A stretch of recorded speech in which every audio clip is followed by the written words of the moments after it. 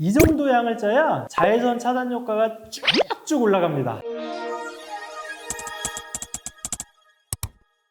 안녕하세요. 피부과 원장 이상훈입니다. 요즘 정말 머리가 벗겨질 정도로 덥고 습한데요. 이런 더운 여름일수록 절대 까먹지 말아야 할 게 있죠. 바로 자외선 차단. 자외선은 단순히 피부를 어둡게 그을릴 뿐만 아니라 피부 노화를 촉진하기 때문에 자외선 차단에 신경을 많이 써주셔야 하는데요. 은근히 선크림에 대해 헷갈려 하시는 분들이 있더라고요. 그래서 오늘은 선크림에 대한 궁금증을 해결해 보도록 하겠습니다.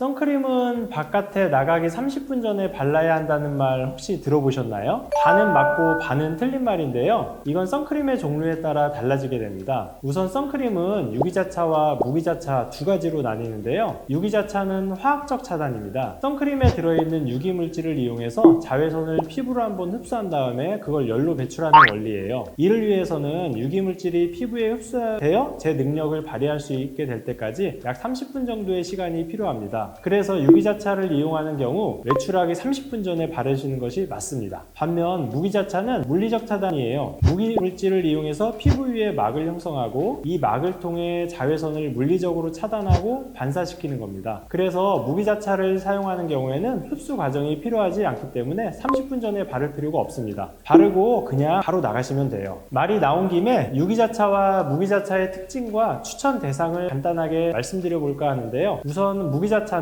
발림성이 좀 뻑뻑하고 하얗게 백탁 현상이 생깁니다. 위에 메이크업을 덧바르면 밀리거나 들뜨기도 해서 이러한 단점 때문에 유기자차를 선호하시는 분들이 많습니다. 여기서 주의할 게 있습니다. 내가 피부가 많이 민감하다, 약한 자극에도 피부가 예민하게 반응한다, 이런 분들은 유기자차보다 무기자차를 추천드립니다. 왜냐하면 유기자차는 아까 말씀드렸다시피 화학적으로 자외선을 차단하기 때문에 피부 안에서 화학 반응이 일어나면서 자외선을 방출시킵니다. 그러다 보니 아무래도 민감하신 분들은 조금 조심스러울 수도 있습니다. 정리하자면 유기자차는 나가기 30분 전에 바른다. 백탁이 없고 발림성이 좋지만 민감하신 분들은 피하는 게 좋다. 무기자차는 바르고 바로 나가도 된다. 민감성 피부에도 문제가 없지만 백탁 현상이 있고 발림성이 약간 떨어진다.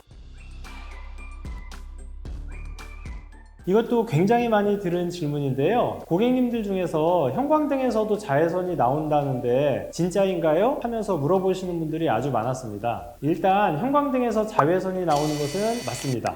하지만 형광등은 허 위에 천장에 붙어있기 때문에 우리 피부까지 영향을 주진 않아요. 그리고 요즘은 자외선이 아예 나오지 않는 LED로 많이 바꾸고 있는 추세이기 때문에 실내 불빛 때문에 선크림을 굳이 바르지는 않아도 됩니다. 그러면 실내에서는 선크림을 전혀 바를 필요가 없는 거네요? 라고 물으신다면 그건 또 아닙니다. 이거는 또 자외선의 종류에 대해 설명드릴 필요가 있는데요. 자외선은 UVA와 UVB, UVC로 나뉘게 됩니다. 우선 UVC는 크게 생각하지 않아도 됩니다. 오존층에서 모두 흡수가 되기 때문에 우리 피부까지 영향을 미치지는 않습니다. 중요한 건 UVA와 UVB인데요. UVA는 힘은 조금 약하지만 지면까지 도달하는 양이 많아요. 피부 투과력도 좋기 때문에 약하지만 익숙하게 쑥 들어오는 느낌이라고 생각하시면 됩니다. 반면 UVB는 힘은 세지만 지면까지 도달하는 양은 적어요. 짧고 강하게 치고 빠지는 느낌이라 생각하시면 되는데 실외에 있을 때는 물론 둘의 영향을 모두 받기 때문에 선크림을 당연히 바르시는데 실내에 있을 때는 안 바르시는 분들도 꽤 있단 말이죠. 그런데 UVA의 경우 투과력이 좋기 때문에 창문도 뚫고 들어옵니다. 그래서 아무리 실내에 있다 하더라도 창가 근처에서 일하시거나 운전을 많이 하는 경우에는 선크림을 발라주시는 게 좋습니다. 선크림을 얼마나 발라야 하는지 이 양에 대해 굉장히 많이 의견들이 있는데요. 공식적인 양은 1제곱cm당 2mg입니다. 성인 기준 얼굴 전체에 바르려면 0.8g에서 1.2g을 발라야 하는데요. 이게 도대체 얼마나 양이 되는지 말로만 들어서는 알 수가 없죠.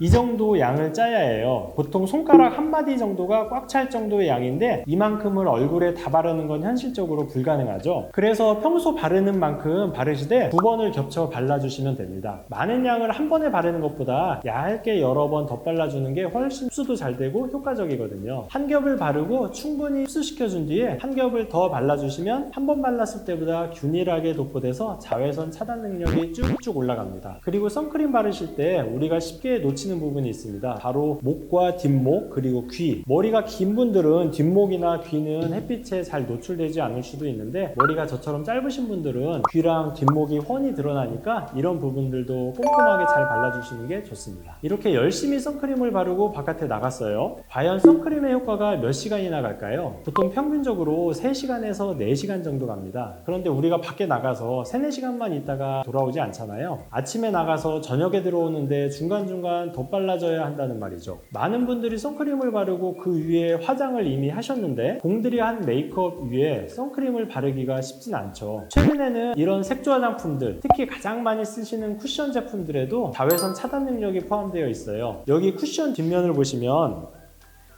SPF 50, PA++ 이렇게 차단 지수가 쓰여 있죠. 그래서 선크림을 덧바르기보다는 이런 쿠션 제품으로 3, 4시간마다 한 번씩 덧발라 주시면 그것만으로도 자외선 차단 효과가 쭉쭉 올라갑니다.